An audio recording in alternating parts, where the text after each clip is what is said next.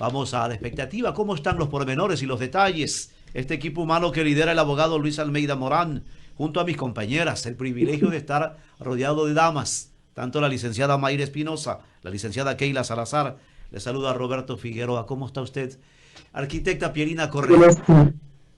¿Cómo están? Muy buenos días, un gusto como siempre compartir con ustedes. Sé que Luchito seguía a mi entrevista en un café con JJ, así es que por eso creo, me imagino que no estará con nosotros ahora, pero siempre es un privilegio, un gusto estar con ustedes. Efectivamente, ayer ya se cumplió con la entrega de credenciales a los asambleístas que faltábamos, esto es, los asambleístas nacionales, los asambleístas en la provincia de Pichincha y los asambleístas en representación de la circunscripción exterior, es decir, representando a los migrantes. A mí me tocó el privilegio de dirigir unas palabras al público una vez que se entregaron las credenciales a asambleístas nacionales y tanto principales como suplentes, al ser nuevamente, por segunda ocasión consecutiva, la asambleísta más votada del país. Por esta misma razón, eh, también me toca presidir la sesión inaugural de la Asamblea Nacional que está programada,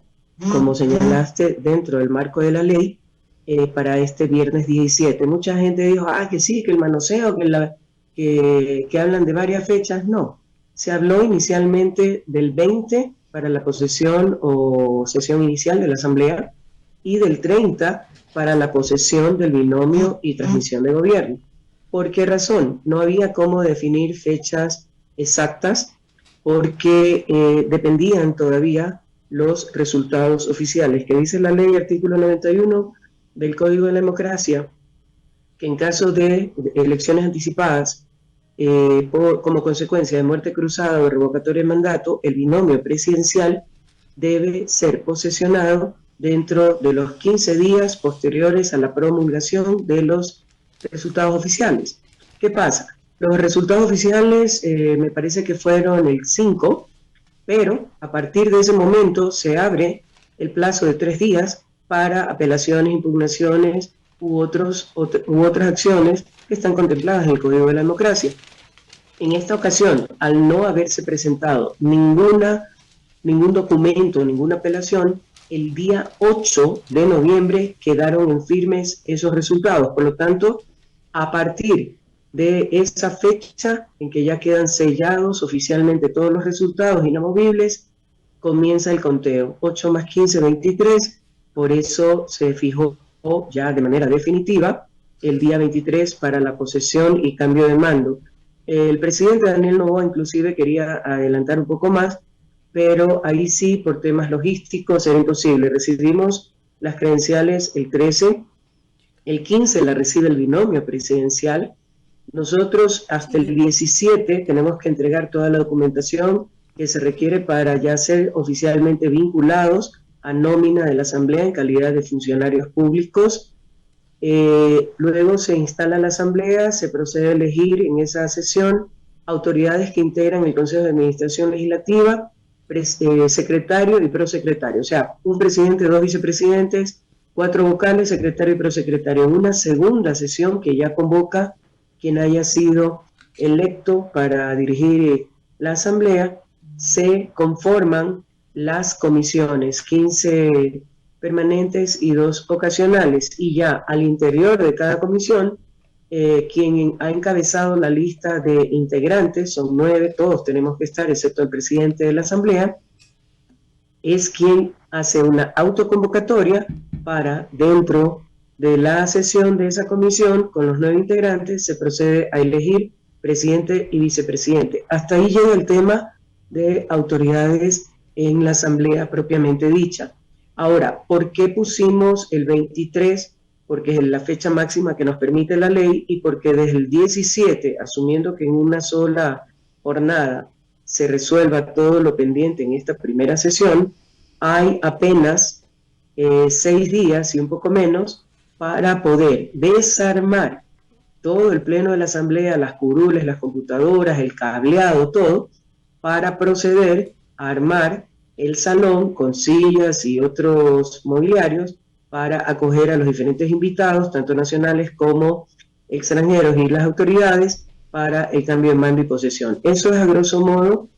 Ya ahí quedaron definitivas las fechas, se lo trabajó conjuntamente con el administrador de la asamblea encargado, yo estuve presente también ahí, y obviamente el equipo de transición del presidente entrante, Daniel Noboa, con Valentina Centeno, que es también pues quien fungirá como secretaria en esa primera sesión, al ser la cabeza de la tercera lista más votada en el país.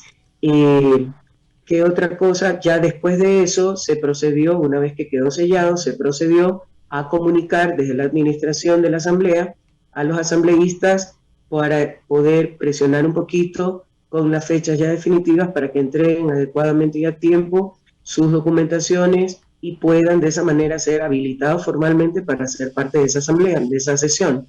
Y asimismo, en coordinación con el Ministerio de Gobierno y Cancillería, la comunicación ya oficial a la Cancillería para que con ese sustento pueda Cancillería elaborar los listados de invitados y el envío de las respectivas invitaciones, sobre todo los invitados del exterior, que pues siempre por protocolo se lo hace con un poco más de tiempo, pero son elecciones que nadie pensaba que se iban a dar y que se han dado por primera vez en la historia, sin mayores inconvenientes, excepto el tema de los migrantes, ¿no? Que ahí sí hicimos una pelea frontal, obviamente con todo el respeto y con todo el sustento legal jurídico en defensa de los derechos de los migrantes.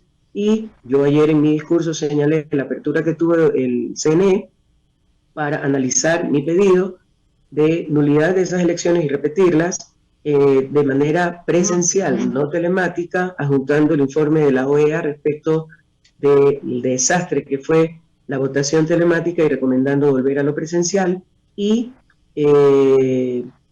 lo acogieron. Entonces, por eso se da la repetición, más allá de quienes hayan quedado, lo importante era exigir, mantener y garantizar el respeto a los derechos de participación ciudadana, de elegir y ser elegidos y de tener representación con voz y voto en la Asamblea Nacional por parte de los migrantes. 8 de la mañana no con 2. Viéndolo simplemente como cifras, ¿no? 8 de la mañana con 12 minutos en Radio Morena, la gigante del Pacífico. Conversamos con la arquitecta Pierina Correa. Cuando son las 8 de la mañana con 12 minutos, atención a la audiencia, conversamos con la asambleísta electa, la más votada y quien presidirá este próximo día viernes la primera sesión de la Asamblea Nacional. Arquitecta, ya se han escuchado el día de ayer, usted lo mencionó, fue la entrega de credenciales y hubo pues pronunciamiento por parte de usted, por parte de la misma señora Valentina Centeno, Marcela Holguín, y ya se habla de un acuerdo que no como antes se lo trataba bajo la mesa, por lo menos se escuchaban rumores. Ahora son ustedes los protagonistas los que han dicho sí, hay un acuerdo entre el Partido Social Cristiano, la Revolución Ciudadana y la bancada, en este caso, de la ADN. Para que el señor Henry Kronfle, posiblemente es el nombre que se escucha para la presidencia de la Asamblea este próximo día viernes. Así quiero que lo reitere, lo ratifique aquí en Radio Morena sobre este acuerdo y la posible designación del señor Henry Kronfle, y ustedes como Revolución Ciudadana pretenderían la primera asamblea, la primera vicepresidencia, que en este caso, al ser hombre el presidente, tendría que ser y recaer en una dama. ¿Quién estaría o quién sería el nombre de ustedes para la primera vicepresidenta? Volvería a repetirse Marcela Holguín. Muchísimas gracias. A ver, primero, no hay que tenerle miedo. Yo creo que algunos medios de comunicación han tratado, y algunos sectores han tratado de poner en negativo el tema de las conversaciones, los diálogos y eventuales acuerdos. En todo Congreso, Parlamento o Asamblea del mundo se dan. Es parte del quehacer parlamentario.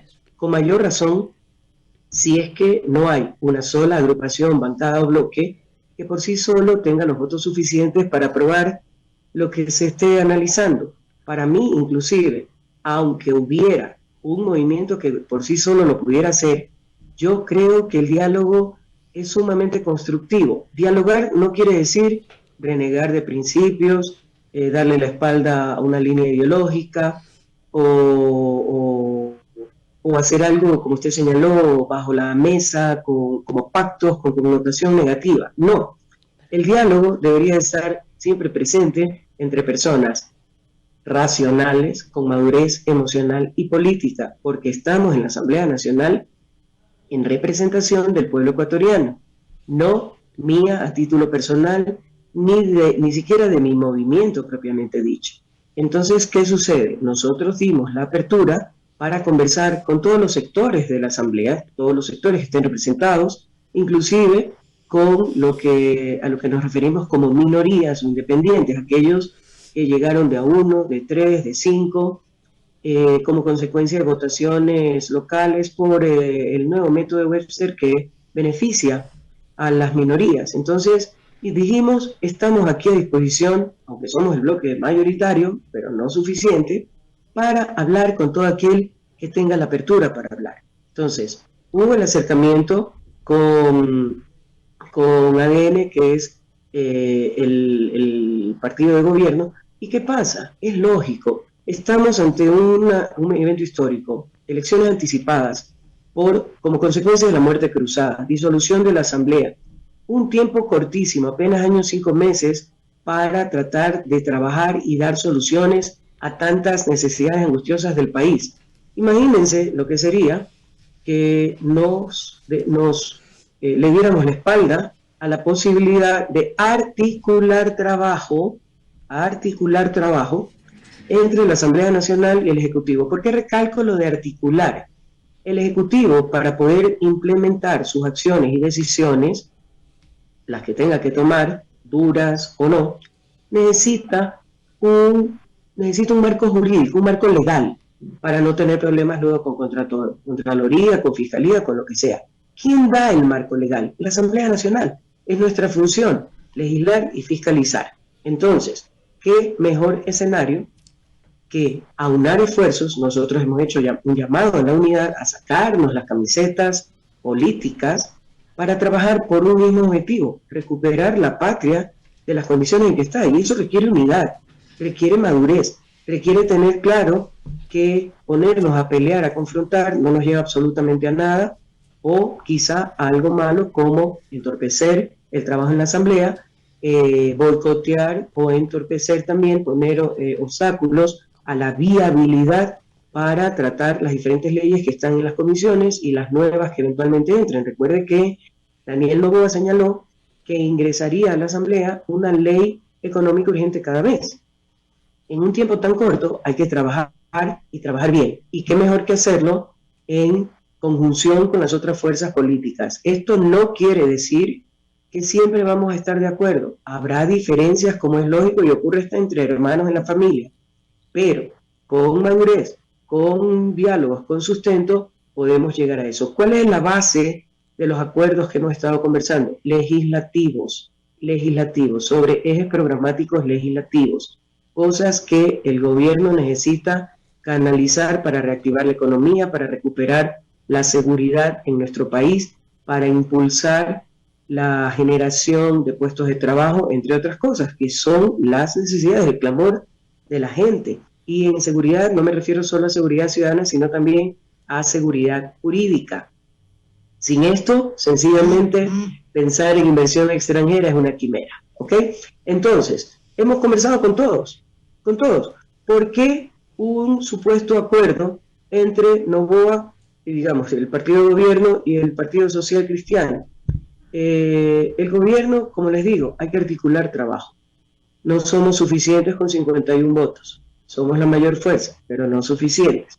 Y Social Cristianos y ADN, una vez que se cerró la primera vuelta, Social Cristianos se quedaron sin candidato presidencial y desde ahí ya plegaron y apoyaron, se aliaron con ADN. Entonces, de manera natural, si estamos trabajando, conversando con las entidades de gobierno para saber qué se va a requerir de parte de la Asamblea Nacional, nosotros hemos dicho claramente, no apoyaremos nada que vaya en la vía de la privatización de bienes y servicios por parte del Estado y en cualquier ley o acción que implique regresión, vulneración o irrespeto a los derechos. Esas son nuestras dos líneas rojas inamovibles.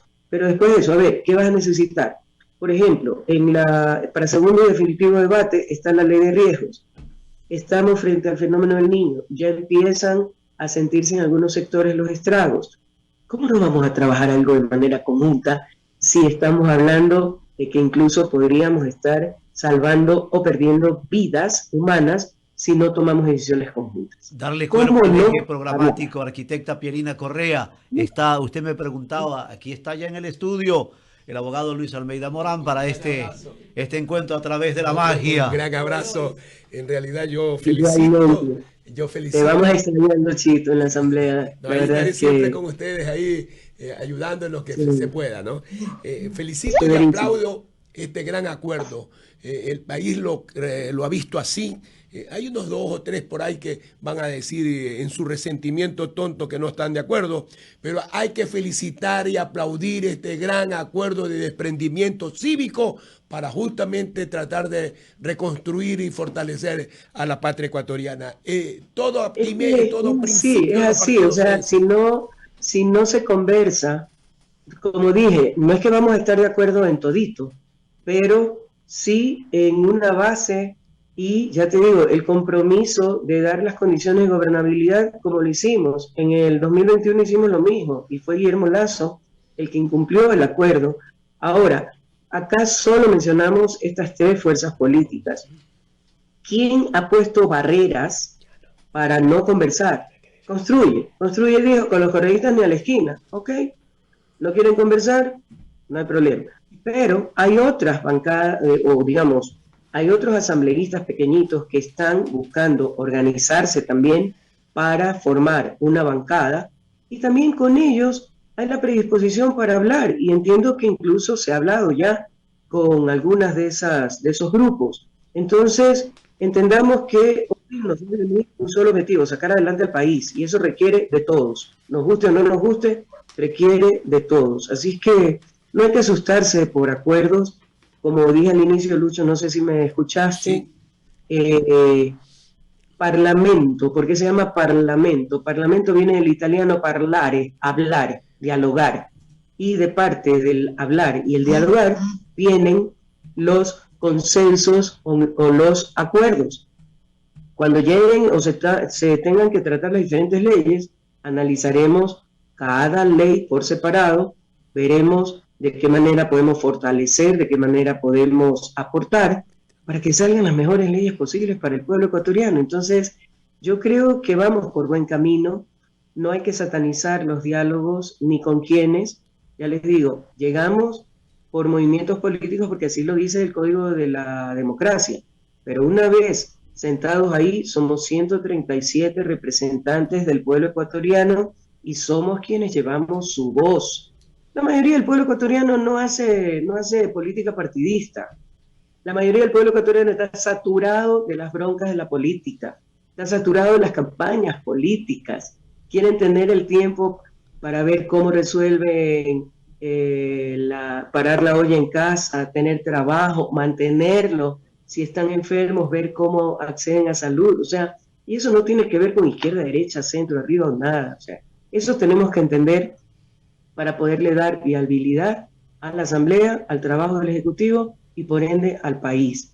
Así es que quienes critican van a seguir criticando y eso ya a estas alturas yo creo que uno tiene que untarse de una gruesa capa de grasa de ballena para que todo le ruede y seguir trabajando en la línea legal y en la línea correcta, pensando, priorizando las necesidades del país. Eso es el clamor y para eso fuimos electos. Sí, definitivamente de eso se trata.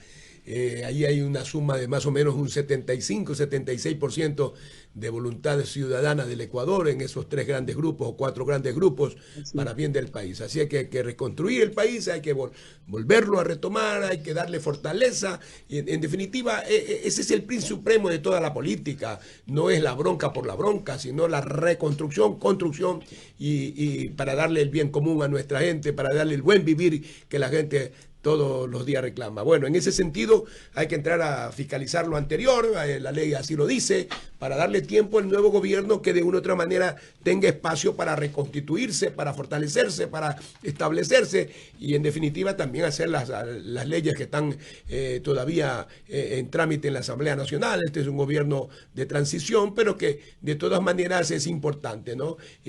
Febrero, marzo ya viene nuevamente la campaña electoral, pero cada cual caminará por su lado, pero yo creo que lo fundamental es la contribución hacia lo que más amamos, la patria ecuatoriana. Y por eso mis felicitaciones a todos ustedes. Eso es lo importante, Luchito. Mira, también quieren satanizar el tema de nuestro trabajo como fiscalización. O sea, para mucha gente o quienes quieren denostarnos, fiscalizar es poco menos que cortar las cabezas. Por eso cuando a mí me preguntan, pero ustedes quieren que ruede la cabeza de la fiscal, yo les digo, a ver, construye, propone juicio político al CNE y a nadie le he escuchado decir que construye, quiere que ruede la cabeza de Diana Tamaín. También hay voces que piden que se procese a Guillermo Lasso y ni siquiera se lo deje salir del país. Hay gente que pide el juicio político al ministro de Energía y Minas, pero a nadie escucho decir, es que fulanito o tal grupo quiere cortarle la cabeza y todo. O sea, siempre la connotación negativa hacia cualquier cosa que nosotros planteemos. La fiscalización en la Asamblea tiene varios procesos y es básicamente el seguimiento al correcto actuar de los funcionarios bajo nuestro escrutinio, de no haber incluso ni siquiera es para contradecir a un funcionario, sino para conocer qué está haciendo respecto a tal situación o a tal circunstancia. Se lo puede hacer por escrito, para que los respondan por escrito, se lo puede hacer convocándolo a sesión de comisión, dependiendo del tema, a sesión del pleno, si es más amplio, y finalmente el juicio político. Entonces, el juicio político es un proceso que tranquilamente puede ser una oportunidad para el funcionario de demostrar con amplitud su trabajo y cómo lo está haciendo de bien. Entonces, no hay que, y al final, la decisión, ¿quién la toma? El pleno de la Asamblea, por lo tanto, votos. Entonces, ¿qué es lo que dice?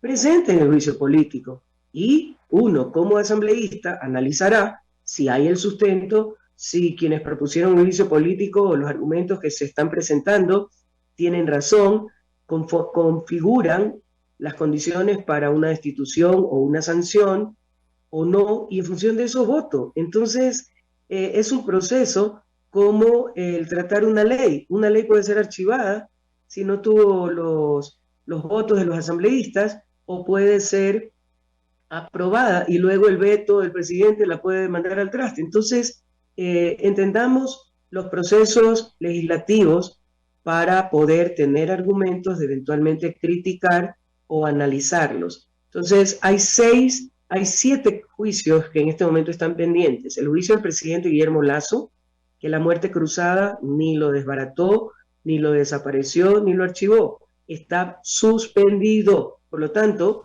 la Asamblea, el Pleno, tiene que retomarlo para decidir si se lo archiva o si se lo continúa.